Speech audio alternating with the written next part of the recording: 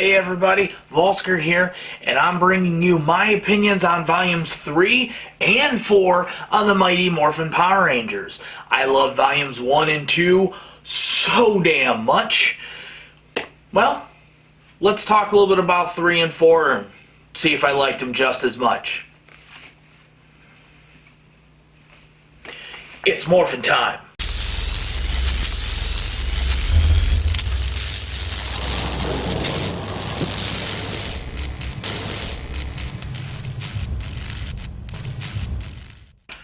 So, Volume 3, Mighty Morphin Power Rangers. So as you can tell, we got more than one Green Ranger going on here. So, to get right on into it, the previous volume, which is Volume 2, or issues, was it 5 through 9, because it's 4 issues plus the special goofball issue to make the 5th one. They ended with Tommy being able to basically hack into the morphing grid with the Black Dragon's damaged arm, giving the ability to turn everybody but Billy, because he is still currently captured, the powers to morph into a modified Green Ranger / whatever color they are, which is where you can tell how the helmets and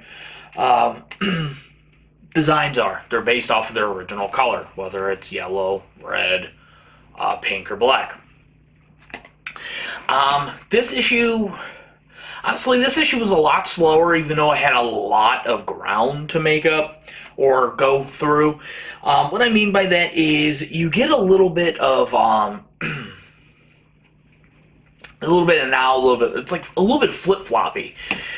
What I mean by that is it starts where Tommy, powerless, gets into the fight with Billy. They turn or find out that the Black Dragon is actually a modified mech Zord. It can grow and shrink, but it is actually a Zord. And they find this out with the entry door. So, while they're fighting, or should I say while everybody else is fighting, using their green powers and their Zords, Tommy and Billy sneak into the Black Dragon, and they basically hack and they screw up the insides. But while they're doing that, the Black Dragon's actually shrinking back down to normal, which is sucking everything basically down in. Well, Billy, Tommy shits out of luck, and the Rangers think they're potentially gone. Reality, what it does is causes a rift in time or space, and actually shoots Tommy and Billy to an alternate timeline and universe, because it's actually in the future, but it's a different universe's future, and ultimately it is Lord Dragon's time / universe, and that's where we're basically sitting at with this one. Evil has won. Interesting. So it branches off of the first two, where Rita basically pwns them and basically directs the whole story. She's almighty, can't be beat. That you got the Black Dragon, and now you're in Black Dragon's or Dragon's timeline universe, and him and Rita are basically, they own the world. Interesting. Overall, I liked it, but not as much as the first two. I'd say I'd probably give this one, honestly, 7.5 out of 10. It's just, it was all over the place, and I don't know, just not what I was expecting. But then again, with each volume only being 4 issues, you're not really getting a whole lot, where most trade paperbacks are usually 5, 6, or 7 issues a piece, depending on, what you read. But then, that brings us to Volume 4. So, before we get into that, just remember, go ahead and subscribe. You can check out my other videos, my reviews, any gameplay that I put in there. And if you are looking for a really, really cool community, it's a community we actually support each other. We chat very often, and it's a bunch of streamers, YouTubers, and just nerds and geeks. Definitely check out the Rose Garden. I have it down in the profile, link to the Discord. It's a good time. Come on. And you can always follow me on Twitter at Vulsker for my daily shenanigans. So, this one was interesting. So, Volume 4. Volume 4, we basically have solidified the two timelines, two universes. We have Tommy and Billy and the alternate timeline, Lord Draken's timeline, and we have the other Rangers fighting Rita that is in the command center on Earth in their regular time. So, all this is going on at once, which is really cool. Now, what ultimately happens is, since the Black Dragon's gone, per se, Rita gives Goldar a second chance, and what they actually do is they have Finster actually make an army of, I'd say, like, zombie Goldars, where their only focus is to fight. And they even mentioned in a conversation, like, these guys are kind of beastly, but they have no brain, and it's literally, they're zombies. They're follow Goldar and kill the Rangers. That's it.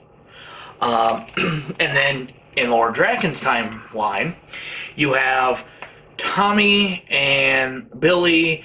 They stumbled in, and they were looking, and they ended up meeting with Zack and Trini in their time, in Draken's timeline, and you come to find out that they're actually called the Coinless. Basically, they're the old Power Rangers or Rebels who have really no powers other than man-made machines like guns and rockets, and that's basically it. And you can see in a whole lot of the area that all the Zords, like past, future, like Ninja, the regular dinosaurs, they're just destroyed, like stuck in the earth.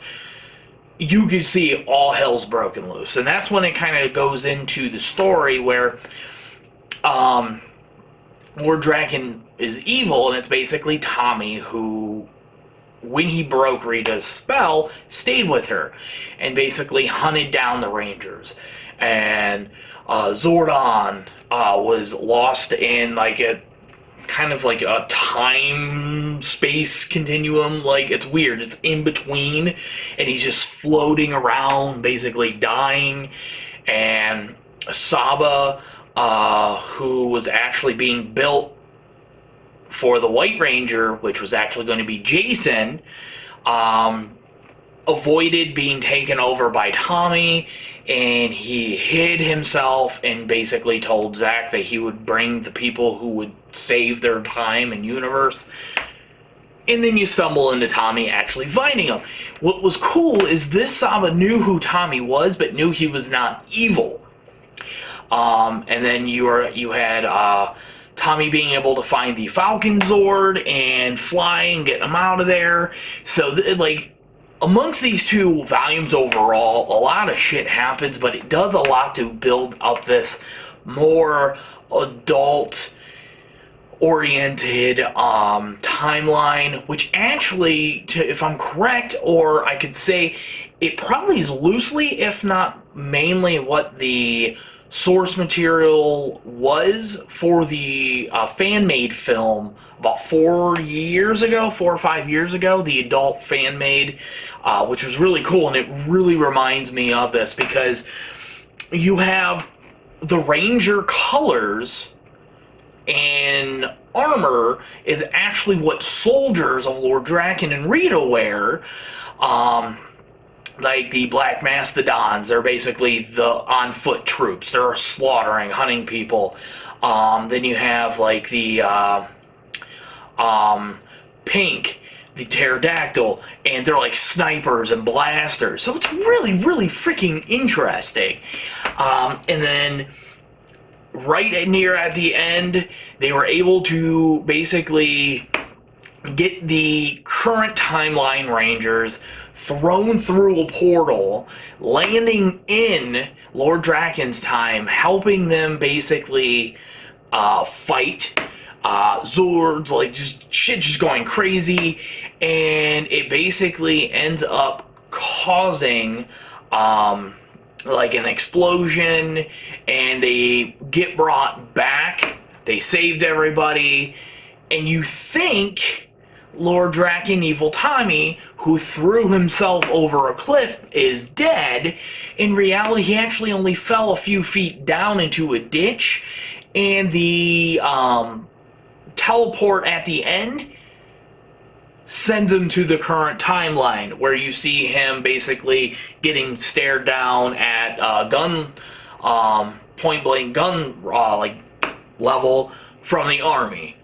And then that's where we're sitting like, oh shit. So that's how he gets in, and I'm assuming this is kind of what plays into the eventual Shattered Grid storyline. So overall, both are really, really cool.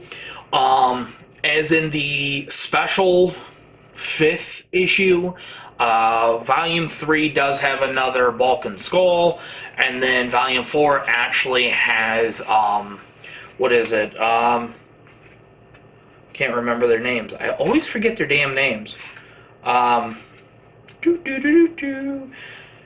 Squat and Babu, which are the dumbasses that follow Rita. So they mixed it up a little bit. Volume 4, where it really, really picks up. You can see, like, right there, a little bit of a Green versus Draken fight. And this is where I was mentioning the Zords just gone and crashed. And it's really, really cool. I like them both, combining just overall.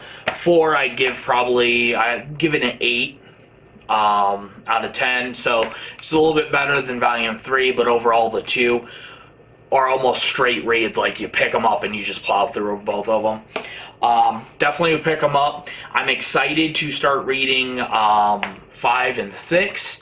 And then just, I think last week or the week ago, they launched 47. So I'm slowly getting there, and I'm excited because that's a whole nother crossover. Was Necessary Evil, which I've heard some good things about. So definitely check them out if you're following the Power Rangers. If you haven't, start with Volumes 1 and Volume 2. If you are a fan of the original, you will not be disappointed. Overall, that is what I have for you today. I appreciate it, guys. Like I mentioned, you can always follow me on Twitter at Vulsker. And go ahead and send me a subscribe right now. You know you want to.